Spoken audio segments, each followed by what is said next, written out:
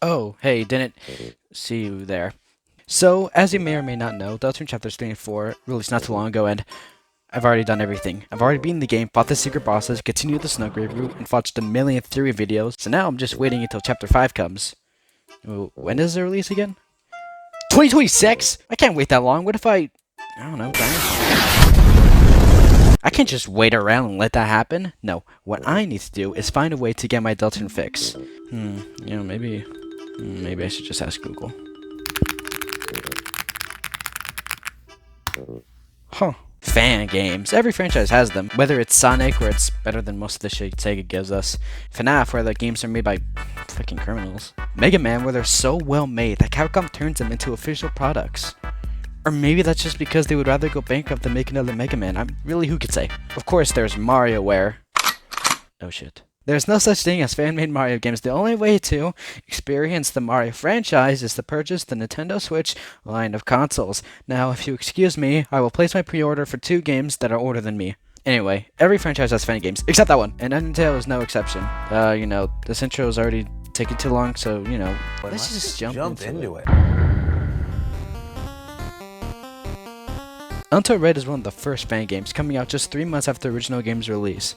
Here you fight a royal guard named... I don't know what I expected. Now you can either do a pacifist or a genocide route, but since I'm a fucking idiot, I only recorded the genocide route, so that's the one I'll mainly talk about. The game's narrative changes based on what route you take, so if you try to spare Red, the battle will take place in the pacifist run, and if you attack, then it's genocide. This is cool until you realize it, doesn't really make that much sense. Your HP stays at 20 even if you do the genocide route.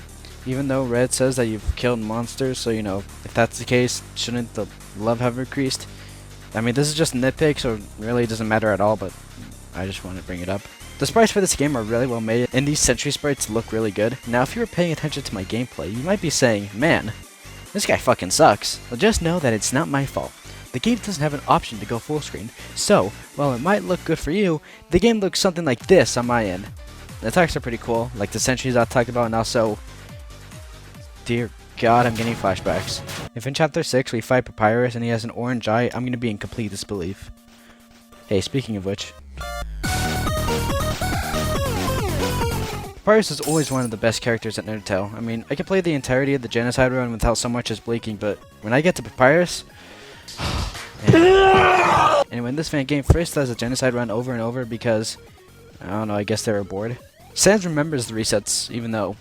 not how that works, so he decides to do something about it. Yada yada, Sans decides to fight Frisk, gets Zelda in, and still gets killed like a fucking dumbass, and now we fight Papyrus, yeah. This fight has 3 phases, so I'll just break this into 3 parts. Phase 1. The music here is insane. Undertale Red had some good music too, but this Disbelief soundtrack makes you go to fucking Nirvana. Pair that with the line Papyrus no longer believes in you, and it's like, oh, what more can I say? There's this one line of dialogue I feel is just trying way too hard. Sorry, just a habit. I named that lazy attack after my brother. See you soon, Sans. That's my voice for Papyrus. I really hope you like it. And also, come on, man. Like, you're not even trying to be subtle. The ending of this phase always gets me. You have to constantly attack Papyrus, and it's just like... Stop! Stop it! Leave that man alone! It's just heartbreaking, man. It's heartbreaking. Alright, phase 2 is where shit gets real. The fight menu is being manipulated, healing is no longer allowed, and Papyrus is pissed. Phase 3. I don't like this one. Sans and Undyne come back from the dead, except not actually, they're fake. Hallucinations, a figment of Papyrus' rage and love. This phase is weirdly lighthearted. The previous phases set kind of like a more darker, somber tone, so it feels like complete whiplash going to phase 3. It's like having a clown show up at a funeral. Well everyone, I have bad news. I couldn't take it anymore. This phase was just too damn hard, and I couldn't beat it. Oh, great. I'm fucked. I'm just fucked. Why are they so damn floaty? What is this bullshit? Let's just move on to the other fan game. Alright, the next fan game we have up is Ink Sans. Now, I'll be honest, I really don't have that much to say about this game. The attacks are just kind of boring and the music is also kind of bad. But there is one thing interesting about this game. This fan game is about all the Sanses from all the different AUs coming to stop you. Now, if you don't know what an AU is, it's basically a different timeline. If you've watched a Marvel movie from the past 5 years, you should get the gist. I mean, chances are you haven't, but whatever. So, instead of talking about the actual fan game itself, I will just talk about all of the alternate versions of Santas that are in this fan game. Ink Sand. He's a Sans from a dying universe, and he destroyed his soul so he could escape it, and he got a paintbrush so he could like make anything out, and he can make anything out of it. I don't know, kind of like scribble knots. And Ink Sands became a protector of all the other AUs.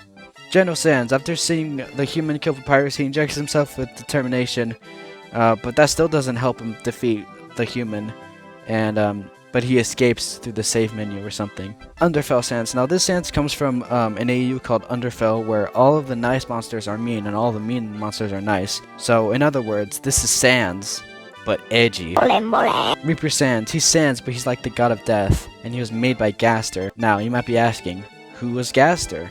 Well, I could start at the beginning, but just to save you some, we know nothing about the guy, and yet everyone unanimously agrees he's basically the god of Undertale. Sans, but edgy. Underswap Sans. As the name suggests, this is Undertale, but all the characters' traits are swapped. So Sans acts like Papyrus, and Papyrus acts like Sans, and he smokes cigarettes for some reason. Fresh Sans. This is actually a parasite that travels the multiverse to turn characters into their 90s self. I'm pretty sure this is meant to be a Dippy Fresh reference, but I don't know. Science Sans. It's meant to be Sans when he was younger, and he still works with Alphys. That's about it. Nightmare Sans. The tree spirit created Nightmare to protect the side from negative feelings. With his brother, Dream, they served as the tree's guardians. As a child, Nightmare cared about his brother and the tree that gave him life, but one day, a village had formed near the tree. Dream befriended villagers whilst Nightmare is beaten and bullied by them for being the guardian of the negative side of the tree. He is seen trying to take care of his brother's apples. Later on, as the bullying gets more intense, he thinks his apples are not good enough and are looked down upon. His brother reassured him that his fruit is just as good as him. People traveled from far and wide to get just one golden fruit from his brother. Nightmare envied his brother because no one would take fruit from his side of the tree. One day, he took an apple from his brother's side to show he could take care of it, but a being who is filled with negative feelings will turn a positive apple into a negative one. When trying to take care of one of Dream's apples, it turns black like Nightmare's fruit. Because his brother's side was corrupted, everyone blamed Nightmare, prompting him to eat all the fruits from the side of the tree. It resulted in him growing tentacles and coughing up black goop. He began to hate Dream and wanted to kill him. At this point, Nightmare became the character we know of now. Some may think that Dream is, in some way, responsible for whatever happened to Nightmare. Man, what the fuck am I reading? What the actual fuck did you just say to me right now? H.O. Sans. I could not find a wiki on this guy, so I'm just gonna assume the creator of Ink Sans just made him up. Outer Sans. It's Sans, but in space.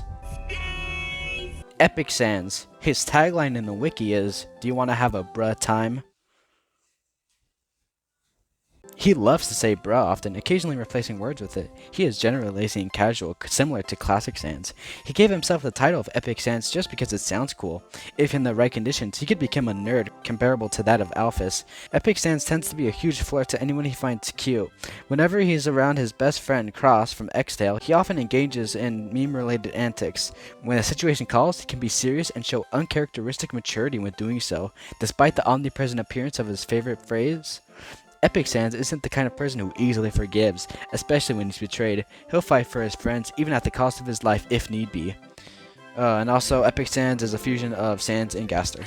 Next. Angel Sans. There's also not a wiki, so they don't exist. Dust Sans. Now, I could go into detail who Dust Sans is, but that would be spoiling the next game, and we wouldn't want to do that, now would we? No, I guess not. Killer Sans. It's Sans, but he did a genocide route with Kara because he was bored. Sans, but edgy. Gaster Sans. As the name suggests, he is a fusion between Sans and Gaster. And under his romantic interest, it's Frisk? What the fuck? FBI should be knocking on his door any minute now. It's actually not as weird as you may think. In this AU, Frisk is aged up and looks so different from the Frisk in the game that it's basically his own character. It's still kind of weird though. While doing research for Gaster Sans, I noticed that he has weirdly sexual fan art. I mean, what the hell am I looking at? God Sans. He is an observer of all of the AUs. He's kind of like the Watcher from What If you watch that show. I mean, hopefully you haven't, but you know what I mean. Six Bones. This is in the AU where Papyrus, like, fucking dies. And Alphys injects him with determination so he could live, but, well, we all know how that would go. Sans was hugging Papyrus while he was melting, so it made this design. I remember reading the comic, and when I mean by that, I mean watching the fandom. But when I was watching the fandom, and, you know, it really brought me to simpler times back in 2018, where I would watch stupid shit like this. I was also bullied in 2018 for liking Undertale, but, you know, there were simpler times nonetheless. Terror Sans. In the wiki, it says that this character is very evil. You know, I might be laughing at it, but you know what? It's simple, it's straightforward, We should have this in the wiki of real people. He loves to torture people and cause misery. He enjoys a lot of scary media, but also enjoys some more innocent media. He loves Japanese media for some reason, music and anime, but he doesn't speak Japanese. He doesn't like video games and he loves Stephen King books. And under power and abilities, Terra has mind rape. While doing research for Terra Sense, I found another wiki with a completely different entry, but I'm only going to talk about the first one because, well, that one's funnier. The first wiki is meant to be for the Alphaverse. Now I know what you might be saying. Wasteful, what's the Alphaverse? Fucking man, I don't know.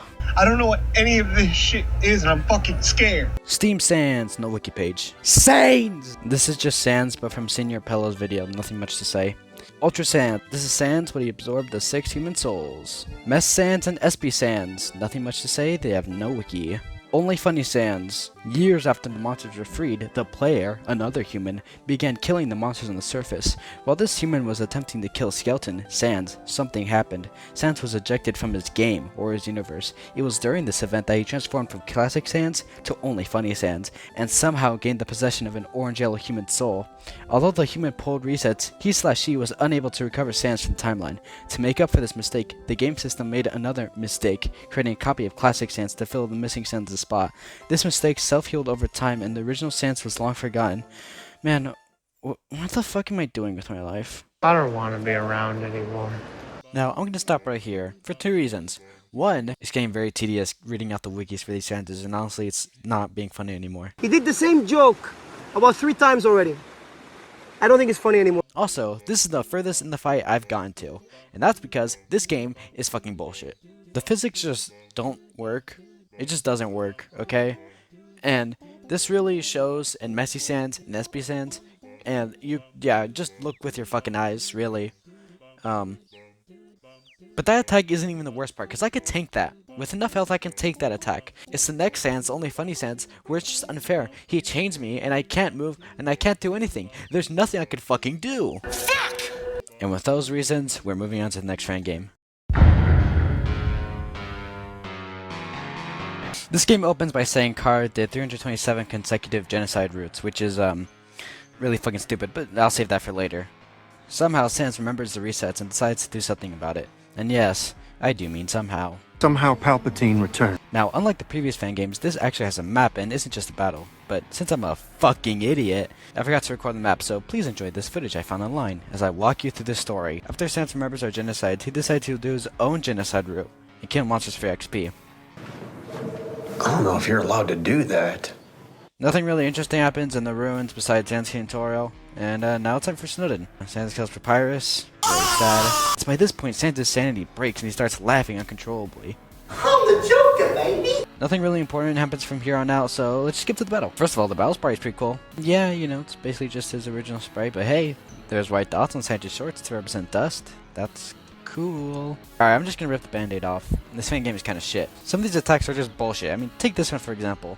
Now, it might seem fair at first, but wait, now I can't see jack shit, and oops, there goes all my HP. There's also this one attack where you're meant to stay in the box, but it gives you no indication of where you're meant to go. The only reason I knew is because the footage I'm using is like my 30th attempt. There's this part where Papyrus comes back and he's described as a phantom, but if he's a phantom, why does he deal damage? That's the number 1. After a while, you finally beat Sans and... Never mind, I take it all back, this is the best work of fiction. Sans loses memories of the specific run and stated that Kara is somehow deleting them. And yes, I do mean somehow. The implications of this is specifically said out loud, throwing subtlety just out the fucking window. For some reason, the last scene became a big inside joke within the fandom, with people making dubs of it. I'm saying somehow as if I can't completely understand why. Now, is it cruel to take what is probably someone's passion project and make fun of it for poor writing? Well, yeah, but it's funny, so I don't really care. Please just tell me one thing. Is this the first time this has happened? To give the game a little credit, they did have some cool stuff. Like there's a function where if you hold the space bar for some attacks, you get a shield. There's this buffet attack. And also this game was made in the Unity engine, so you know you can't really expect too much. We meet Kara at the throne room and we hear the monologue. I gained more power than anybody can even imagine. I completed some routes in mere minutes. In others, I even exceeded level 20. I created weapons more powerful than a real knife. So what, like a gun? Alright, time to talk about how fucking stupid the game's premise is. Why the hell would Kara ever think that resetting the timeline repeatedly would ever change anything? And why out of all routes they changed the one that is specifically made to be long and tedious? You know, after 327 genocide routes, it's a good thing Kara was right. I mean, it'd be pretty embarrassing if all they needed was like 4 pacifist runs. Not even mentioning the fact the game assumes Kara is a free agent, completely disconnected from the player, and also the fact that Kara calls you a freak in Undertale for even doing 2 genocide routes. The game says that Frisk did the first 9 resets and then Kara took over, so not only is Kara separate from the player, but Frisk is as well, and they could reset the timeline with or without us. You know what? Just okay. This game also has a pacifist run that I don't feel like playing, so you know what that means. What? Is that Frisk? There's 2 of them, exactly. Look at Sans' face. So this is Frisk. Huh. That's pretty cool. It's basically the same, but instead of fighting Sans, you fight Kara. In the end, you and Sans team up to erase Kara from the timeline forever, and you know, all's well that ends well. I guess Sans just forgives you for committing a mass genocide 9 consecutive times out of sheer boredom. Hey, what does this game and the next game have in common? If you guessed the fight with Kara, then you're a really good guesser. I'm proud of you. Man, you know the Undertale fan game is going to be good if it has an epilepsy warning. There's a flash of lights directly after the warning, so I guess that's a Dev's way of removing all the liars. I'm gonna be honest, there's not a lot to say. Here you fight Kara and the dialogue is mainly just them talking about the players' actions and how they did the genocide run out of boredom, which, you know, is basically what Flowey said, but without any of the nuance. Okay, before I say anything else that's negative, let me get some compliments out of the way. I think the game is pretty polished and it feels nice to control, which, you know, can't be said about half of the games I've talked about. The sprites are well made, they look very nice, very cool. I like the music. Okay, that's it. The attacks are boring. I get Kara likes knives, but did you need to make that every goddamn attack? You know, if they wanted to be clever, they would base all the fights on all the weapons in the game. Kinda like the Omega Flyway fight. But no, knives are cool too, I guess. Man, how the hell did Dusttale beat you in this aspect? Man, only been a minute and I miss it already. The game just isn't that interesting. Now, am I saying all this because I mean it, or is it because I'm bad at the game? You know, who can really say? Kara accusing you no matter what when you beat the game. Is there a way to get a different ending? Probably. Might not get that ending? No. 10 years, 1 month, and 8 days ago, Undertale released to the masses. The game was praised for its story, characters, and amazing soundtrack. But what set it apart from other RPGs was its meta-narrative. XP, levels, saving, loading, it all meant something. And nothing shows that more than the Genocide route. The Genocide route is made to be tedious and boring, having to spend most of the playtime going back and forth grinding for monsters. While this might seem cruel, it works because you'd only do this if you were bored, and the game knows this. The average player with no outside knowledge of Undertale would maybe kill a few monsters, spare a few monsters, and then get a neutral ending. At the end of every neutral route, Flowey always encourages the player to go the game without killing a single monster. And once you realize you get a different ending by doing that, another thought pops in your mind. What if I killed everyone? Because of this, the game goes out of its way to make the experience boring. No more fun bosses, no more music, no more shopkeepers. Even before the route starts, Flowey begs you not to do what you're about to do. This all culminates in the Sans fight. Now, the Sans fight isn't good because Sans is monster's last chance of survival. No, that person died all the way back in Waterfall. Unlike Undyne, Sans knows why you're doing this. Not any desire for good or evil, but because you can. Sans is trying to stop you before you become completely apathetic to this world. The reason it's good is because Sans isn't trying to stop Frisk, he's trying to stop you. Now, of course, there's more nuance than that. Sans doesn't acknowledge the fact that he's in a video game, but he does recognize his game is like a video game. So what does he do? He throws bones in the UI, he negates her defense, he adds poison or karma to his attacks. Anytime you try to hit him, he just dodges. All this just for you to say, fuck this, I'm done. Sans isn't trying to save the underground, he's trying to make you quit before you reach the absolute. Now let's just take all that and just fucking throw it away, and instead take every trope and mischaracterization and throw it into one. Sans somehow remembering the resets, Sans being bloodthirsty now for revenge, Sans trying to take your soul even though he should know that you're unkillable. Let's not forget all the Gaster blasters, epilepsy warnings, And you gotta have this! all of this culminates to...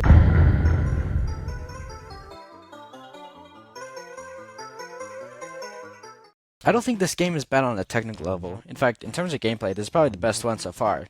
I just think the writing is fucking stupid. Now, before I hop into it too much, I will say it did get a little creative. Unlike Dusttale, Sans doesn't just magically remember the resets. See, every playthrough of Undertale is given a number, and depending on that number, something different will happen. For example, if the number is 40 to 45, Sans will prank call you, and if it's 46 to 50, Alphys will try to order pizza, so on and so forth. These are called fun values, and if your fun value is 66, you have a 10% chance of meeting Gaster.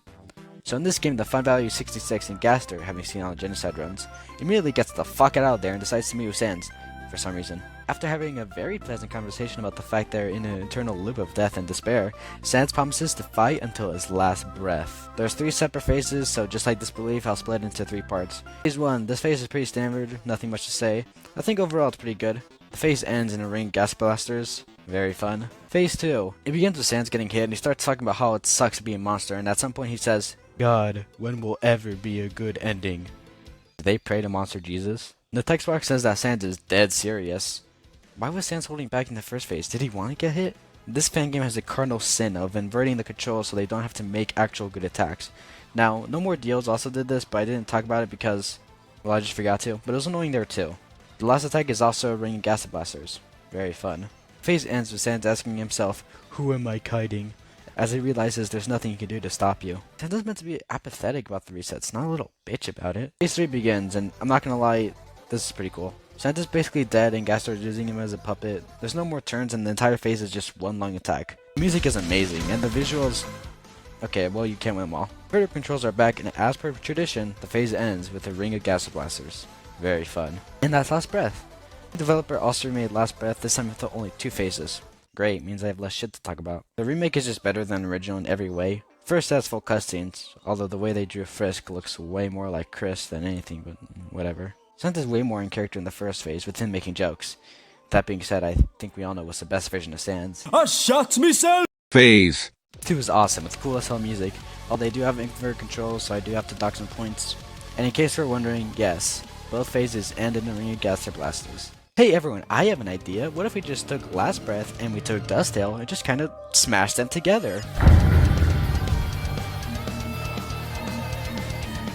During one of Sans' Genocide runs, he meets Gaster and Gaster tells him he's in another loop, and after that revelation, Sans promises this will be the human's last genocide.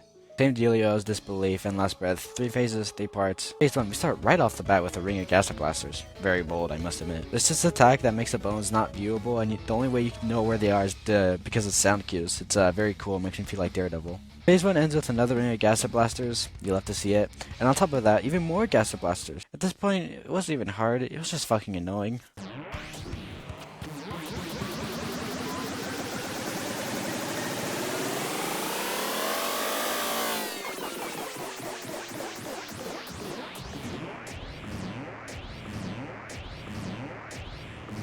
Oh my god, just get tired already!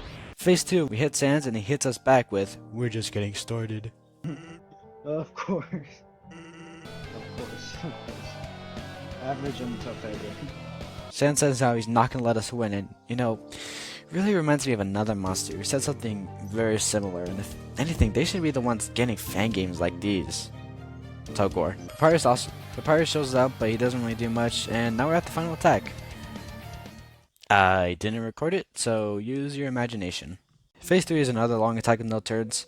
It's also where both epileptic people and my bitrate go to die. I mean, genuinely, what the fuck am I looking at? You fight the Gaster followers, that's pretty cool, and you fight Gaster for a bit. You know, with how much I've brought up Gaster, you'd think he'd have his own damn fan game. You fight Sans for a little bit more and the phase ends. This was the easiest phase for me to beat. There's a 4th phase where Sans absorbs an artificial human soul, but at this point in time it's Sans. And if it's not Sans, then it's not Undertale. And if it's not Undertale, it shouldn't be in this video. Ladies and gentlemen, that's what we in the business like to call a loophole. Okay, so that's the last Undertale fan game, but we're not done yet, because we still got Deltarune fan games. Yippee! Deltarune doesn't really get fan games. Maybe it's because the game is bullshit enough as it is. Man, I remember when Chapter 1 first came out, how crazy the theorists were. I mean, it was really the Wild West. Some people thought it was a prequel to Undertale, others thought it was a sequel. You know, even though the fact that Ezreal being both alive and old enough to go to college disproved both of that. Some people thought Kara possessed Chris and Chapter 2 was just going to be another Genocide run. What? Dark Worlds? The Night? I don't care about any of that stuff. I want to fight the funny Bone Man. Fast forward to 2021 and, well, we never quite grew out of that. Hey, this is editing me and, you know, come to think of it, it's not like the theories we have nowadays are any better. What the fuck? Now instead of Chris being evil, we think Ralsei is evil. Actually, we still thought Chris is evil. Okay, I'm getting sidetracked. This game is meant to take place in the weird route. Now, I know what you're thinking. If it's the weird route, shouldn't Noelle be here? No, because at this point, the fandom thought Noelle wasn't important to the weird route. Why did we think this, man? The fight isn't really that interesting. There's this attack from Ralsei that's just complete bullshit. Once you kill Ralsei, he gets the phase 2, but the fight still doesn't change, and Susie just goes back to throwing axes. Man, this makes no more deals look creative. Back when we thought Mike was going to be an important character. Big Showdown is meant to be a concept fight for what a Chapter 3 secret boss might look like. Mike has an interesting design, looking simultaneously like Tenna and Friend. Now, I know what you're asking, who is Friend?